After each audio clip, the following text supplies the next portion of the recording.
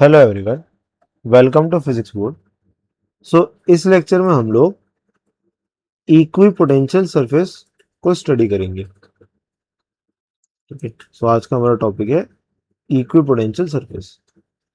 सो equipotential surface क्या होता है?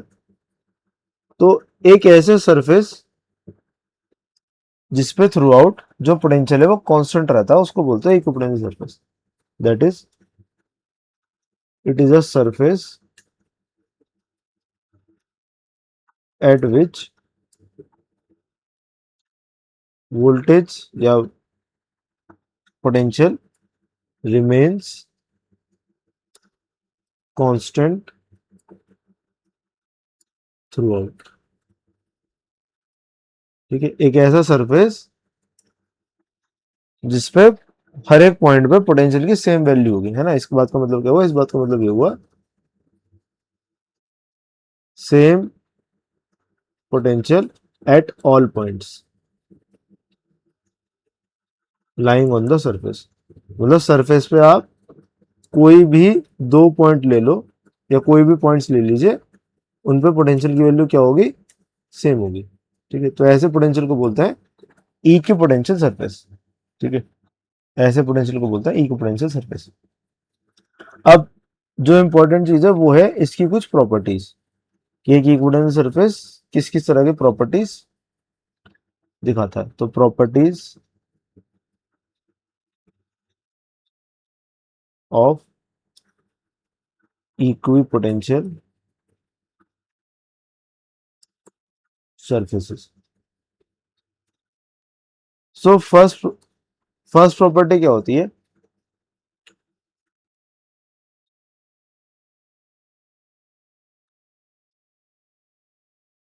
सो फर्स्ट प्रॉपर्टी सेज कि किसी भी इक्विपोटेंशियल सरफेस पे अगर आपको चार्ज को मूव कराना है तो कोई वर्क की रिक्वायरमेंट नहीं होती। That is no work is required to move a charge on the equipotential surface.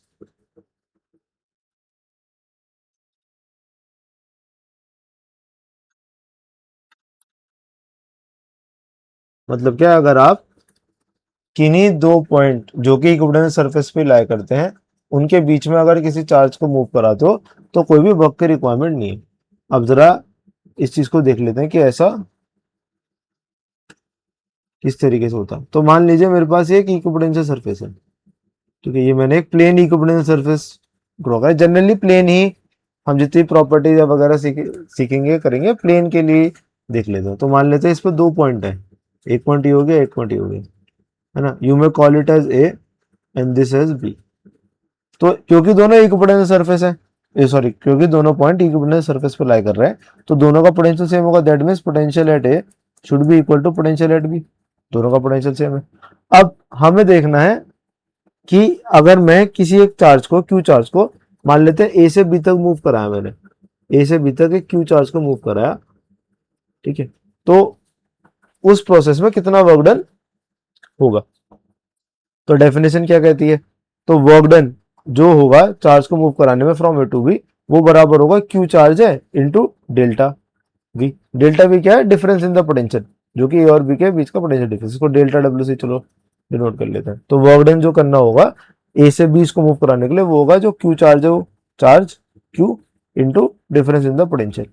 और ये डिफरेंस इन द पोटेंशियल को कैसे लिखेंगे? भाई फाइनल पॉइंट है बी, इनिशियल पॉइंट है, तो ये हो जाएगा वी बी माइनस वी ए।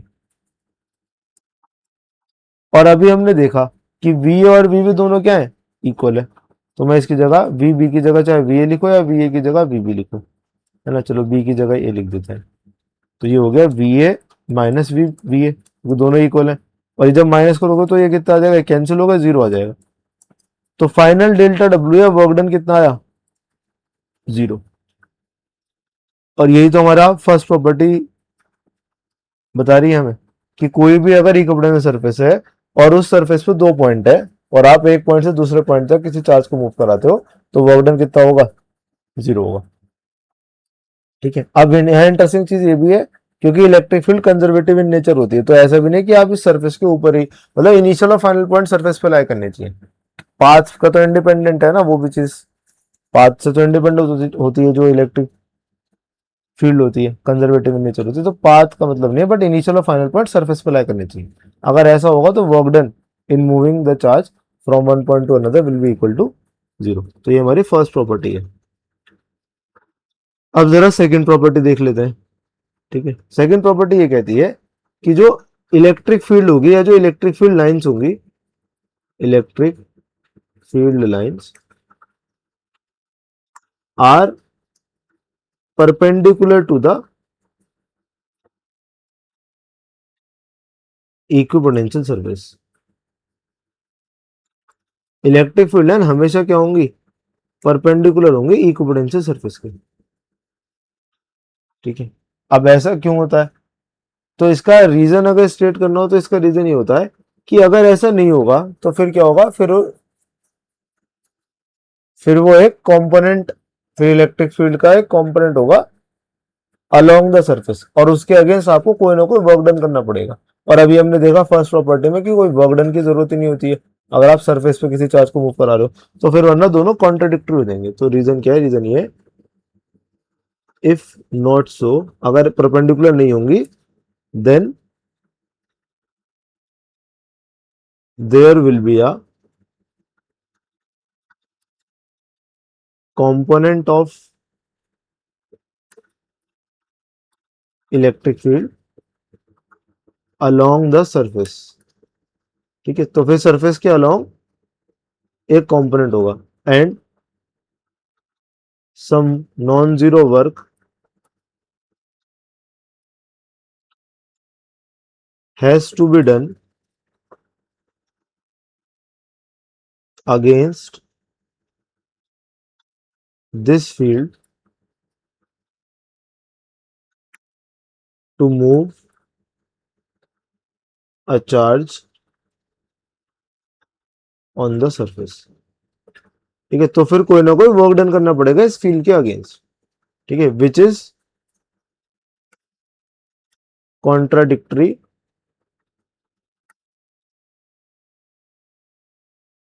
टू पॉइंट नंबर वन, जो इससे पहले मैंने पॉइंट या प्रॉपर्टी नंबर वन या पॉइंट नंबर वन, जो कि इससे पहले हमने स्टेट करा था कि कोई भी वर्क डन की रिक्वायरमेंट नहीं होती है अगर कोई इक्विपोटेंशियल सरफेस है। ठीक है, तो ये हो गया। अब जरा मैं इसको और एक्सप्लेन करता हूँ। तो मान लीजिए ये मेरे पास कोई इक्विपोटेंशियल सरफेस है। ठीक है, ये कुछ इस तरीके से मान लीजिए ये हमारे पास कोई इक्विपोटेंशियल सरफेस है। ठीक है, तो हमारा अगर मान लो पहले चलो पहले मान लेते हैं कि इलेक्ट्रिक फील्ड परपेंडिकुलर है। तो देखो उससे होता क्या है, अगर मान लो कि जो इलेक्ट्रिक फील्ड है ना, जो इलेक्ट्रिक फील्ड है वो ऐसे परपेंडिकुलर है ना, इस डायरेक्शन में, ये होगा इलेक्ट्रिक फील्ड, और छोटा सा डिस्प्लेसमेंट कर रहे हैं हम अलोंग द सरफेस, तो ये छोटा सा डी आर हो गया, ये छोटा सा डिस्प्लेसमेंट हो गया डेल्टा आर। और प्लेन सरफेस मैंने ड्रॉ करा है, प्लेन के लिए जो इलेक्ट्रिक फील्ड होती है वो यूनिफॉर्म ही होती है ना, तो यहाँ पे इंटीग्रेशन की जरूरत नहीं, डायरेक्ट वर्क डन ऐसे निकाल सकते हैं। अगर ये सिचुएशन होगी तो मैं अगर वर्क डन निकालूंगा कोई क्यू क्यू नॉट चार्ज या क्यू चार्ज को मूव कराने के लिए, वो कितना हो जाएगा, वो हो जाएगा, मान लेते हैं क्यू चार्ज है तो हो जाएगा Q into F dot D R होता है ना, और एफ की जगह क्यू इंटू ई लिख सकते हैं, तो Q into E dot delta R ये हो जाएगा। और अगर मैं इसको जब ओपन करूंगा तो ये क्या हो जाएगा, ये हो जाएगा डेल्टा आर कॉस थीटा। और यहाँ पे देखो मुझे दिख रहा है डायरेक्ट कि ई और डेल्टा आर के बीच में जो एंगल है वो पाई बाय टू 90 डिग्री का है, दोनों परपेंडिकुलर है, तो कॉस पाई बाय टू हो गया। और कॉस पाई बाय टू कितना होता है, 0 होता है। तो देखो ये कंडीशन होल्ड कर गई कि वर्क डन कितना होगा। अब वैसे तो मैंने work done by electric force निकाला है, ठीक है, बट अगर ये 0 है तो एक्सटर्नल फोर्स का या अप्लाइड फोर्स का वर्क डन भी 0 ही होगा, क्योंकि वो नेगेटिव ही होता है। रिलेशन क्या होता है, रिलेशन ये होता है work done by applied force is equal to negative of work done by electric force. तो चाहे इलेक्ट्रिक फोर्स, अगर इलेक्ट्रिक फील्ड या इलेक्ट्रिक फोर्स का वर्क डन 0 है तो अप्लाइड फोर्स का भी वर्क डन 0 होगा, तो कोई भी वर्क डन नहीं करना पड़ेगा। ठीक है, बट अगर ऐसा नहीं होगा, अगर ये परपेंडिकुलर नहीं है तो कोई ना कोई कॉम्पोनेंट होगा फिर, वो भी अब एक बार मैं ड्रॉ कर देता हूं। सो मान लीजिए अगर ये परपेंडिकुलर नहीं है। ओके, सो अगर सिचुएशन कुछ इस तरह की है, ये हमारे पास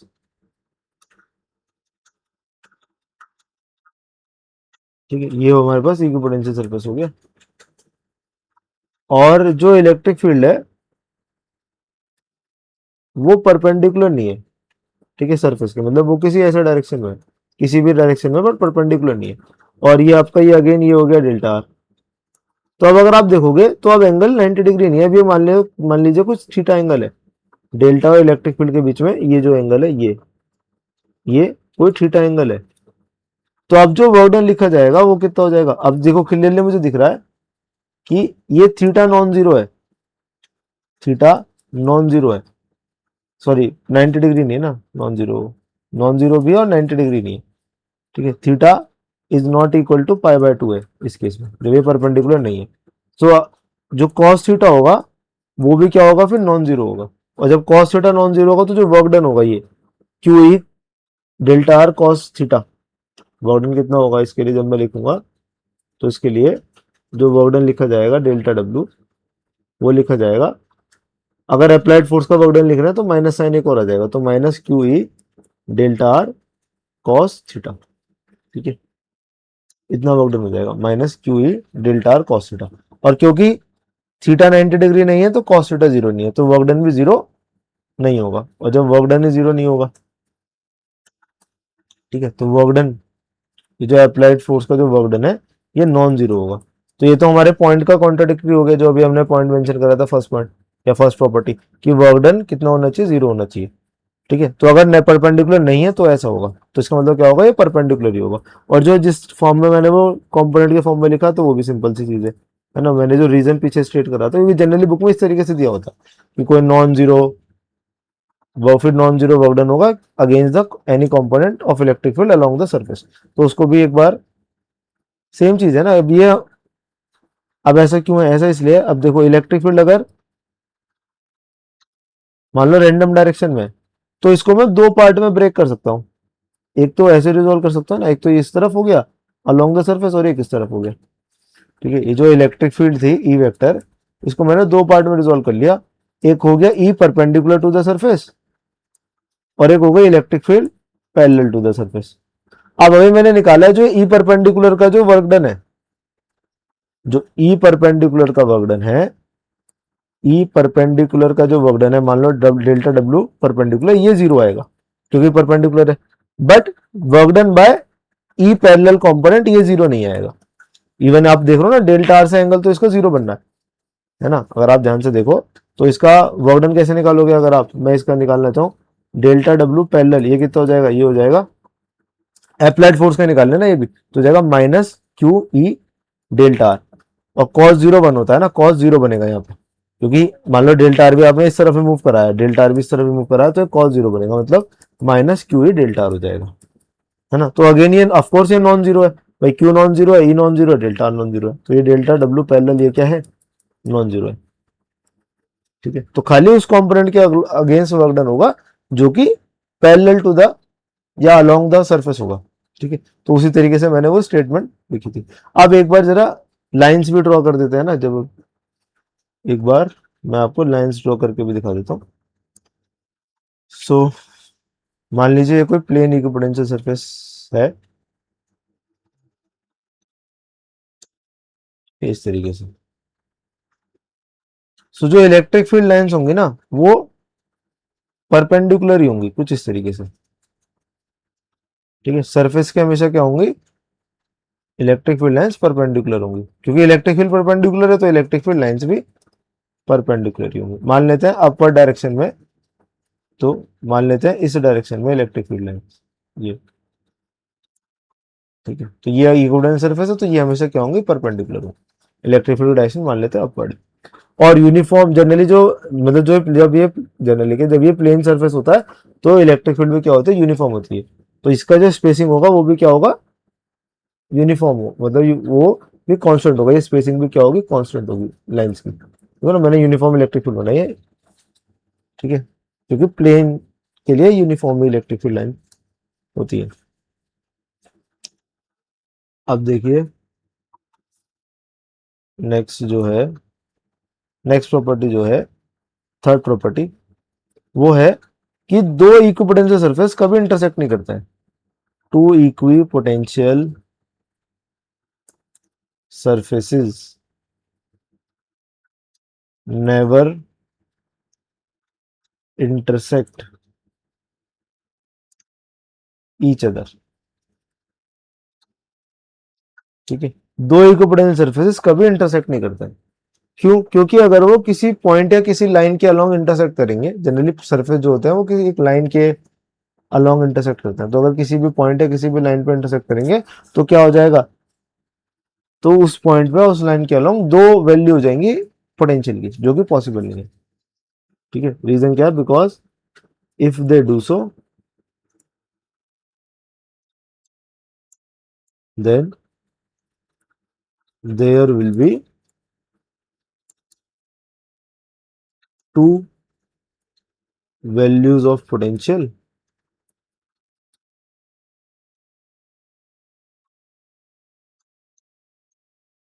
ऑन द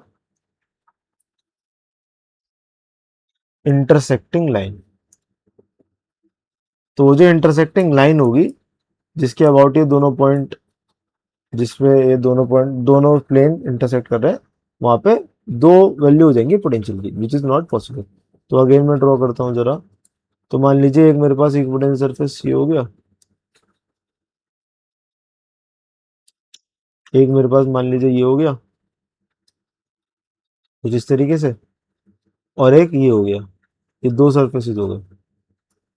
मैं इसको चलो दूसरे कलर से ड्रॉ करते हैं, या तो एक मान लीजिए एक ही हो गया।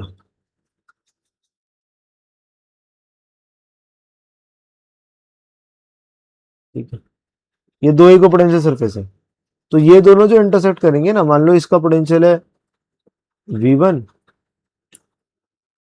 पहले वाले का, इसका मान लेते हैं इसका है V1 और इसका है V2। तो ये जो कॉमन, अब खैर ये लाइन पे इंटरसेक्ट करेंगे ना पूरा प्ले, ये लाइन होगा, ये दिखने में तो आपको पॉइंट के जैसे दिख रहा है, बट ये जो कॉमन लाइन होगी ना पूरी, इस पे जो पोटेंशियल होगा, देखो इस वाले के हिसाब से तो V1 होना चाहिए रेड वाले के हिसाब से, और जो व्हाइट वाले से मैंने ड्रॉ करा है इसके हिसाब से V2 होना चाहिए। पर एक पॉइंट पे दो पोटेंशियल तो नहीं होंगे, एक पॉइंट पे तो दो पोटेंशियल नहीं होंगे। ठीक है, विच इज नॉट पॉसिबल, ये भी लिखना रहेगा ना, विच इज नॉट पॉसिबल। एक पॉइंट पे तो दो पोटेंशियल नहीं होंगे, एक पॉइंट पे तो एक ही पोटेंशियल होगा। ठीक है, तो यही चीज है। अब ये मेरे ख्याल से ये बात आपको समझ में आ रही है कि ये मैंने लाइन क्यों बोली है। भाई ऐसे समझो इसको, जैसे मान लो मेरे पास एक प्लेन ये रहा है ना, और एक प्लेन ये दूसरा, इसके ऊपर मैं ड्रॉ करता हूँ एक और, ये दो प्लेन कहीं आपस में मिल रहे हैं, तो जहां पे टच हो रहे हैं आपस में, तो पूरी लाइन बन रही है, ये पूरी लाइन बन रही है ना, ये आपको दिख रही होगी। चाहे तो मैं दूसरा कलर यूज कर लेता हूँ, ये जो मैं रेड कलर से डिनोट कर रहा हूँ, ये पूरी लाइन बन रही है। तो दो प्लेन जब इंटरसेक्ट करते हैं तो एक लाइन के लाइन पे करते हैं इंटरसेक्ट, तो उस लाइन पे जितने भी पॉइंट होंगे, ये जो मैंने कंडीशन लिखी है, उस लाइन पे जितने भी पॉइंट होंगे सब पे पोटेंशियल क्या होगा, दो दो पॉसिबल पोटेंशियल होंगे अगर दो इंटरसेक्ट कर रहे हैं, और जो कि क्या है, पॉसिबल नहीं है। इसलिए ई के potential surfaces never intersect each other. ठीक है, कंडीशन समझ में? इसीलिए क्या होगा, इक्वल पोटेंशियल सरफेसेस कभी भी इंटरसेक्ट नहीं करता है। ठीक है, आई होप सो ये पॉइंट भी आपको क्लियर, ये प्रॉपर्टी भी आपको क्लियर हुई होगी। ठीक है, ये पॉइंट, ये प्रॉपर्टी भी क्लियर हुई होगी आपको। ठीक है,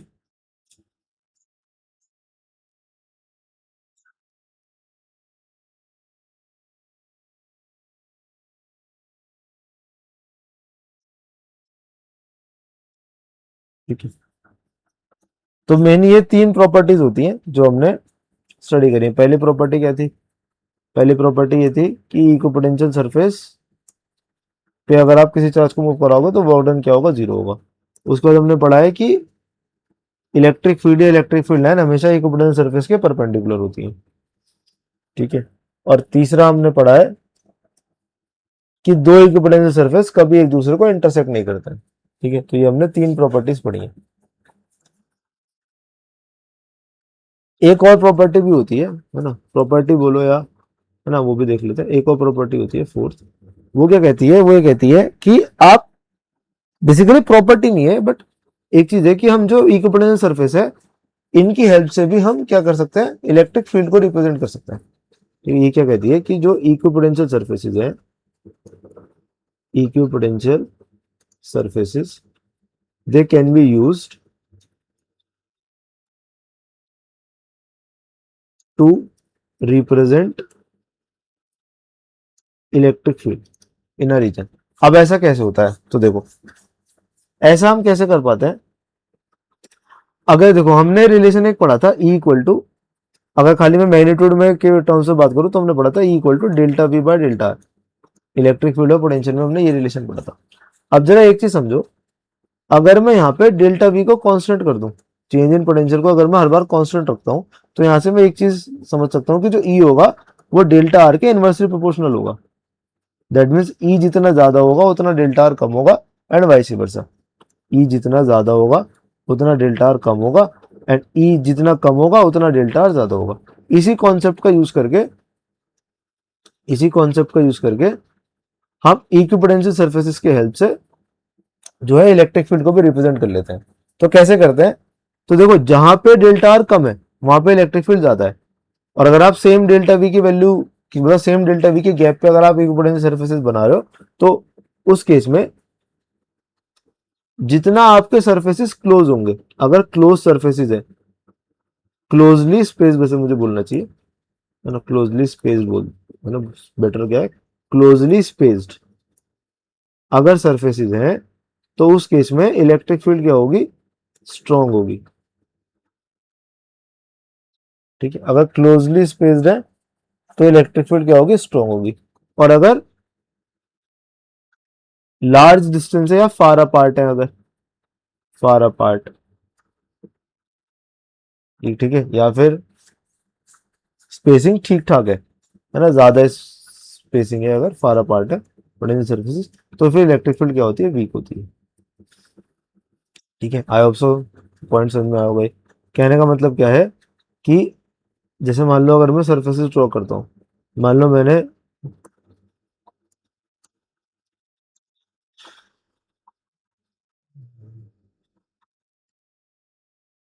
मान लीजिए मैंने ये ऐसे पास पास सरफेसेस ड्रॉ करे, तो ये दिखा रहा है कि इलेक्ट्रिक फील्ड लाइन, एक तो मैंने ये ड्रॉ करे और एक मैंने थोड़ा दूर दूर करे। एक सरफेस यहाँ बनाया, एक सरफेस यहाँ बनाया, फिर नेक्स्ट सरफेस मैंने यहाँ बनाया। ठीक है, तो ये दिखा रहा है जो ये मैंने लेफ्ट साइड बनाया इसमें सरफेसेस पास पास है ना, ये डिस्टेंस कम कम है दो सरफेस के बीच का, तो ये दिखा रहा है कि इस रीजन में स्ट्रॉन्ग इलेक्ट्रिक फील्ड है, किसी कंपैरिजन में, इस वाले के कंपैरिजन में। और जहां पे मैंने दूर दूर बनाया ये दिखा रहा है कि यहाँ पे वीक इलेक्ट्रिक फील्ड है, यहाँ पे वीक इलेक्ट्रिक फील्ड। ठीक है, तो इनके बीच में जो स्पेसिंग, बट ये तभी है जब हम डेल्टा वी को फिक्स रखें। ठीक है, बाकी अभी जब हम अलग अलग चार्ज डिस्ट्रीब्यूशन के लिए पोटेंशियल सरफेस बनाएंगे तो ये पॉइंट और क्लियर होगा, बट ये चीज तब है जब मैं डेल्टा वी को क्या रखूं, फिक्स रखूं। तो इस तरीके से चीजें होती है कि जब, और ये फायदा भी होता है कि हम कांस्टेंट पोटेंशियल डिफरेंस के लिए इनको ड्रॉ करते हैं, ताकि इलेक्ट्रिक फील्ड के स्ट्रेंथ को भी इसी से रिप्रेजेंट करा जा सके। ठीक है, इलेक्ट्रिक फील्ड के स्ट्रेंथ को भी इसी से हम रिप्रेजेंट कर सके, तो उस चीज का हम ध्यान रखते हैं। अब हम जरा देख लेते हैं कि कुछ पर्टिकुलर चार्जेस के लिए इक्विपोटेंशियल सरफेसेस किस तरीके से ड्रॉ होते हैं। तो पहले देख लेते हैं पॉइंट चार्ज के लिए। पॉइंट चार्ज, अब देखिए पॉइंट चार्ज के जो इक्विपोटेंशियल सरफेस होगा वो कैसा होगा, वो स्फेरिकल शेप का होगा। रीजन क्या है, रीजन देखो ध्यान करो, पोटेंशियल क्या होता है पॉइंट चार्ज के लिए, formula Q upon 4 pi epsilon naught are.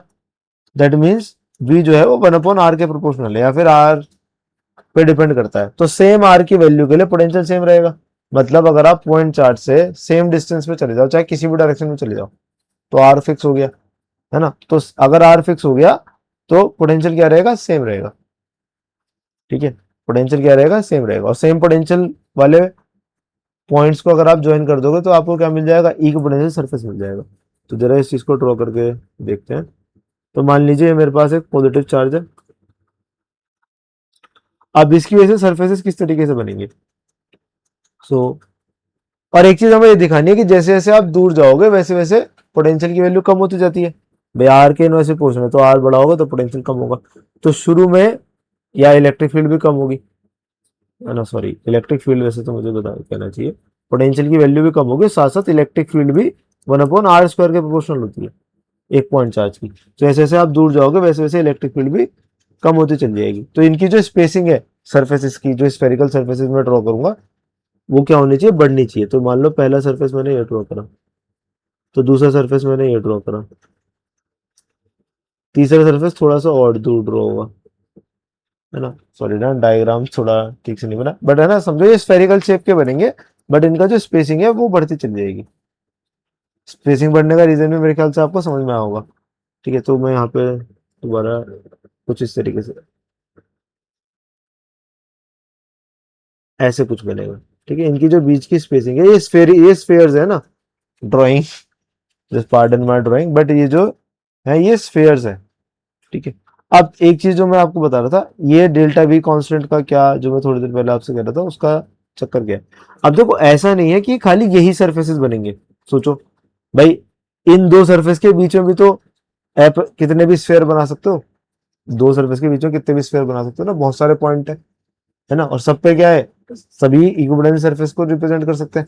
But मैंने ये स्पेसिंग बढ़ा बढ़ा के इसलिए बताया है ताकि मैं इलेक्ट्रिक फील्ड को भी रिप्रेजेंट कर सकूं, है ना। मैंने इनका डेल्टा भी सेम रखा, मतलब जो पोटेंशियल डिफरेंस, ये मान लो फर्स्ट सरफेस है, सेकंड या थर्ड, ये मान लो फर्स्ट सरफेस है, सेकंड या थर्ड, तो V2 minus V1 potential for the second surface minus V1 जो होगा वो कांस्टेंट होगा, V3 माइनस V2 भी वही होगा। मैंने डिफरेंस ऑफ पोटेंशियल कांस्टेंट रखा है, मतलब 1 से 2 तक जाने में जो पोटेंशियल डिफरेंस है वो है 2 से 3 तक जाने में भी है। इससे क्या फायदा हुआ, इससे इनकी जो रिलेटिव क्लोजनेस है वो इलेक्ट्रिक फील्ड को रिप्रेजेंट करती है। अगर आप डेल्टा वी को कांस्टेंट रखोगे, जो मैं थोड़ी देर पहले आपको बता रहा था, तो जो जो इनकी रिलेटिव क्लोजनेस है that represent the electric field in any region. Okay, so next हम देखते हैं, ये तो पॉइंट चार्ज के लिए। नेक्स्ट एक चीज और है, अगर यूनिफॉर्म इलेक्ट्रिक फील्ड होगी तो उस केस में ये जो इक्विपोटेंशियल सरफेस बनते हैं ये होते हैं इक्वली स्पेस्ड प्लेन। प्लेन होते हैं और कैसे होंगे, स्पेसिंग इक्वली स्पेस प्लेन होंगे। तो मान लेते हैं ये हमारे पास एक यूनिफॉर्म इलेक्ट्रिक फील्ड है।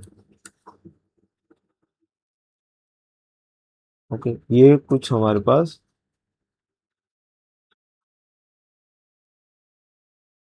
ये हमारे पास यूनिफॉर्म इलेक्ट्रिक फील्ड है।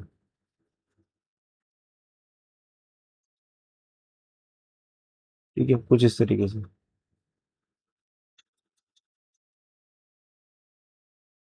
और हमें यहाँ पे इक्विपोटेंशियल सरफेसेस बनाने हैं, तो वो किस तरीके से बनेंगे, तो ऐसे आप सरफेसेस बनाओ, प्लेन सरफेसेस, कुछ इस तरीके से,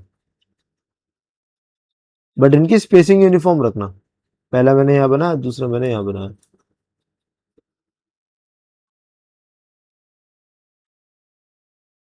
तीसरा भी इतनी स्पेसिंग पे बनेगा।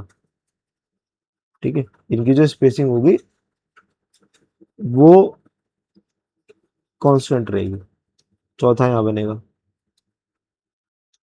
कि क्योंकि इलेक्ट्रिक फील्ड यूनिफॉर्म है, तो ई के पोटेंशियल सरफेस की जो स्पेसिंग होगी वो क्या रहेगी, वो कांस्टेंट रहेगी। ठीक है, इलेक्ट्रिक फील्ड ये है, इलेक्ट्रिक फील्ड मान लो इस डायरेक्शन में, इस डायरेक्शन में ये इलेक्ट्रिक फील्ड लाइन्स होगी। ठीक है, तो सरफेस के बीच में जो स्पेसिंग है, ये स्पेसिंग, ये क्या है, ये सभी के बीच में कांस्टेंट है। ठीक है, तो ये हो गया यूनिफॉर्म इलेक्ट्रिक फील्ड को कैसे रिप्रेजेंट करते हैं। अब देखिए, अगर एक डाइपोल होगा उसके लिए कैसे बनेगा, वो भी देख लीजिए। डाइपोल की वजह से पोटेंशियल कैसे बनेगा, तो डाइपोल में क्या होता है, इक्वल एंड अपोजिट चार्जेस होते हैं। ठीक है, डाइपोल में क्या होता है, इक्वल एंड अपोजिट चार्जेस होते हैं। तो मान लो एक मेरे पास प्लस क्यू चार्ज है और एक मेरे पास ये प्लस चार्ज है और एक माइनस चार्ज है, दोनों सेम अमाउंट के हैं। इनके बीच में, इनके लिए हमें इक्विपोटेंशियल सरफेसेस को ड्रॉ करना है। तो देखो बीच में इलेक्ट्रिक फील्ड सबसे ज्यादा स्ट्रांग होगी, ये बताया ना, इसकी डाइपोल की जो इलेक्ट्रिक फील्ड होगी बीच में सबसे ज्यादा स्ट्रांग होगी। और जब बीच में सबसे ज्यादा स्ट्रांग है तो इनकी बीच में जो जो इक्विपोटेंशियल सरफेसेस होंगे उनकी स्पेसिंग बीच में कम होनी चाहिए, साइड में ज्यादा होनी चाहिए ना। ये डाइपोल के लिए अब हम ड्रॉ कर रहे हैं। ठीक है, सो किस तरीके से ड्रॉ करेंगे, तो यहाँ पे स्पेसिंग कम होगी, लेट्स सी मैं कितने अच्छे से बना पाता हूँ। या सो मान लीजिए मैंने ये बनाया, तो अब जो है ना स्पेसिंग इस तरफ देखो कम है। ओहो, नहीं पर इस तरफ तो उसी रेट से बढ़ाने एक से।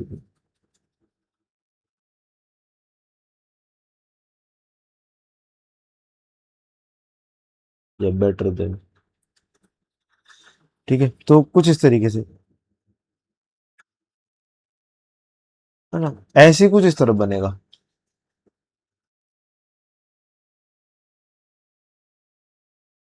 कुछ इस तरीके से, ठीक है। तो स्पेसिंग जो है ये मतलब ये इनके इस तरफ जो बनेंगे मतलब दो चार्जेस के बीच में, यहाँ तो स्पेसिंग कम है बट इस तरफ स्पेसिंग ज्यादा है क्योंकि इधर इलेक्ट्रिक फील्ड वीक है और यहाँ पे इलेक्ट्रिक फील्ड क्या है, स्ट्रॉन्ग है। तो डायपोल के लिए जो पोटेंशियल सर्फेसिस बनता है वो कुछ इस तरीके से बनता है। ऐसे ही जो एक और केस हमें देखना है वो है अगर इक्वल चार्जेस हो और सेम पोलैरिटी के चार्जेस हो, इक्वल चार्जेस है सेम पोलैरिटी के चार्जेस हो, ठीक है। तो अब क्या होगा, अब की बार बीच में फील्ड कम है ना, क्योंकि फील्ड बीच में कैंसिल होगी, दोनों की फील्ड की डायरेक्शन अपोजिट बनेगी तो बीच में फील्ड कैंसिल होगी, साइड में ज्यादा होगी। तो अब की बार क्या होगा, जो हम अभी जैसे हम बना रहे थे तो सेम, बट अब की बार स्पेसिंग इस तरफ बढ़ाते रहना, कुछ ऐसे बिल्कुल उसका उल्टा हो जाएगा, ठीक है। अब की बार स्पेसिंग इस तरफ बढ़ती रहेगी कुछ इस तरीके से, ठीक है, कुछ इस तरीके से, ऐसे कुछ, ठीक है।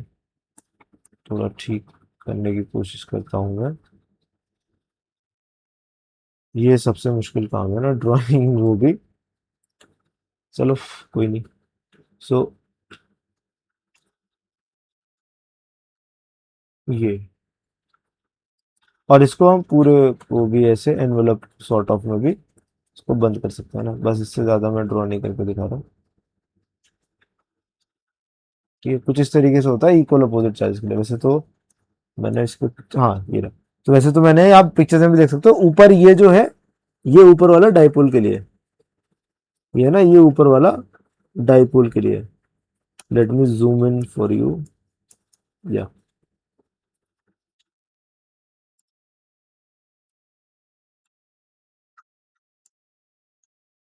या मच बेटर। सो ये ऊपर वाला डाइपोल के लिए, तो मैं ये ड्रॉ कर रहा था, देखो यहाँ पे स्पेसिंग कम कम है, ये चीज, ये यहाँ पे स्पेसिंग कम कम है और यहाँ पे स्पेसिंग ज्यादा है।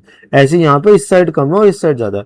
ये है सेम चार्जेस के लिए, है ना, दो सेम चार्जेस, सेम चार्जेस अगर दोनों है ना, दोनों पॉजिटिव पॉजिटिव है तो यहाँ पे बीच में स्पेसिंग ज्यादा है, ये बीच में स्पेसिंग ज्यादा है और साइड में स्पेसिंग कम है, ठीक है। ऐसे ही और सेम जो है ना सिंगल पॉइंट चार्ज के लिए भी ऐसे बनता है, पहले स्पेसिंग कम कम रहेगी और बाद में स्पेसिंग बढ़ जाएगी, तो ऐसे स्फेयर की तरह है। जो मैं भी बनाने के है ना, वो मैंने नहीं लगाया, सॉरी, है ना। बाकी ये मैंने दोनों यहाँ पे लगा देते आपको, ताकि आप देख सको कि कैसे, कैसा रहता है इनका इक्विपोटेंशियल सरफेसेस, ठीक है।